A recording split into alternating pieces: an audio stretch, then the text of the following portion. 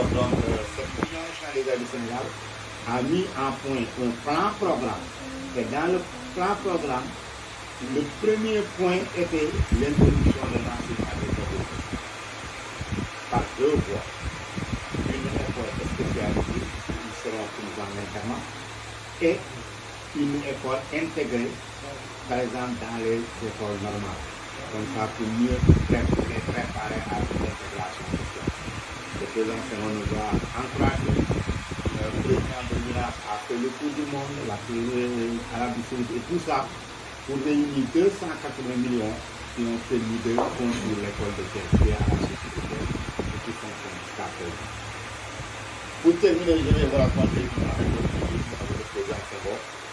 Parce que moi, ma quête d'avoir une formation m'avait conduit à demander que je sois envoyé à une école de formation. La Côte d'Ivoire, dans le pays de l'Afrique noire, c'est le premier pays qui a créé une école pour aveugles à Yopougon. J'avais demandé au président Senghor alors que le Sénégal m'aide à aller faire une formation à l'Institut de formation de Yopougon. Alors, quand je lui ai envoyé la lettre s'intitulait comme ça. Je suis devenu aveugle à l'âge de 18 ans. Je veux aller à Yopougon sur l'Institut de Côte d'Ivoire. Le gouvernement ivoirien m'a demandé d'avoir au moins une bourse du Sénégal. Le président, quand il a reçu la lettre, au lieu de me répondre, il a entouré le terme aveugle pour écrire en haut non-voyant. On a retourné la lettre. Quand on me l'a lu, on m'a dit que non, le président n'est pas d'accord avec vous. Il n'aime pas le terme non-voyant qui est aveugle. Il préfère que tu reprennes la lettre et que tu non-voyant.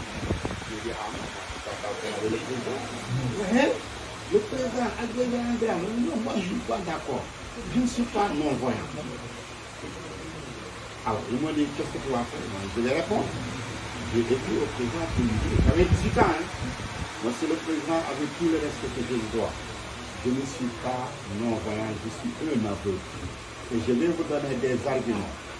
Ma religion, l'islam, dans la Sourate, Abba Sawatawala a dit que la société est au cœur et non dans les yeux. On voit par le cœur, on ne voit pas par les yeux. De Saint-Exupéry, dans son roman Le Petit Prince, a dit que seul le cœur voit, l'essentiel est invisible pour lui. Troisième argument, et vous, monsieur le président, dans votre célèbre livre, La paix qui soit de l'Église, vous avez dit vous qui chez les aveugles. Pourquoi vous n'avez pas dit vous qui chez les non-voyants? Je vais retourner la lettre. Quelques jours après, j'ai fait l'objet d'une convocation à la présidence de la République. Mais quand je suis venu, ce sont ces conseils techniques qui m'ont reçu.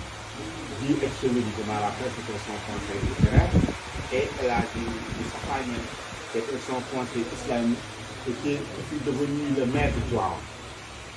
Dès que je suis arrivé, ils m'ont dit, mais vous avez raison sur le président. Parce que quand il a vu votre lettre, il est allé dans sa bibliothèque recueillir le livre de Saint-Exupéry. Et il a vu la citation là à la page 94. Allah de Moustapha Niang m'a dit que, effectivement, Abba Sawatawala, on a fait la différence entre la société du cœur et la société de Dieu. Parce que quand le prophète Mohammed sallallahu alayhi wa sallam était entouré de ces notables de peine, de la Mecque, il ne voyait en lui parce que leur cœur était fermé. Abdullah ibn Maktoum, l'aveugle qui s'était venu l'approcher pour lui demander de s'imprégner de ce qu'il est en train de dire à ces notables, lui, à partir de son cœur, il voyait la lumière qui venait de son monde. Il a dit que le garçon a raison. Ce qui a pu faire rire le président de la République, c'est quand je lui ai rappelé que lui, il faut m'imposer un terme, alors que lui, ce terme-là, il ne l'utilise pas. Parce que le guerrier, nous tous nous l'avons vu, les gens, mon père m'a dit, que quand je lui en ai parlé, il m'a dit que j'ai vu le guerrier en 1930. Il avait déjà été. Alors vraiment, c'est pourquoi le président Senghor m'a considéré beaucoup. Alors, parce qu'il m'a il m'a même invité une fois pour me dire que si Cheikh Anta avait la même pertinence que vous, il n'aurait pas accepté, quand je lui ai dit de changer l'orthographe de Sidi pour mettre en. Un soldat. Alors donc c'est ça. Donc moi, toute ma vie, je l'ai consacrée aux associations de personnes handicapées. Parce que vous savez, Allah subhanahu wa ta'ala a voulu, en cette même personne, installer deux infinités.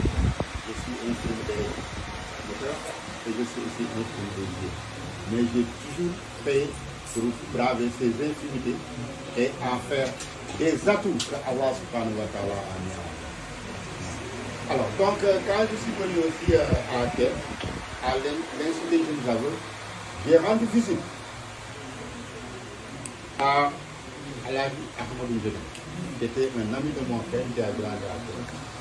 Quand je suis venu le voir, lui-même, quand je lui ai parlé de la Moukadra, je lui ai parlé de mon affectation à Terre, à l'Institut, tout ça. Au moment où on devait se séparer, il m'a dit, mais je voudrais que tu viennes habiter avec nous. J'ai dit, ah, moi je suis logé à l'Institut de parce que je suis là à l'intérieur. Il m'a dit, ça, un logement, c'est pour la fonction. Il faut penser que tôt ou tard, tu peux être à la retraite, hein, n'est-ce pas, et tout ça. Ah, je lui ai dit que, Inch'Allah. Alors, sa prière a été exaucée. Moi, je ne sais pas ce qui m'a amené. Je me suis réveillé un jour, c'est pourquoi tous mes enfants, je les mets, même ils sont au service de leur. Et j'ai découvert encore mon ami et frère, à qui j'ai beaucoup d'estime et d'admiration, mortalité. Vraiment. C'est pourquoi chaque année, lui aussi, il me fait la faveur de venir m'offrir une visite. Alors avant de retourner après son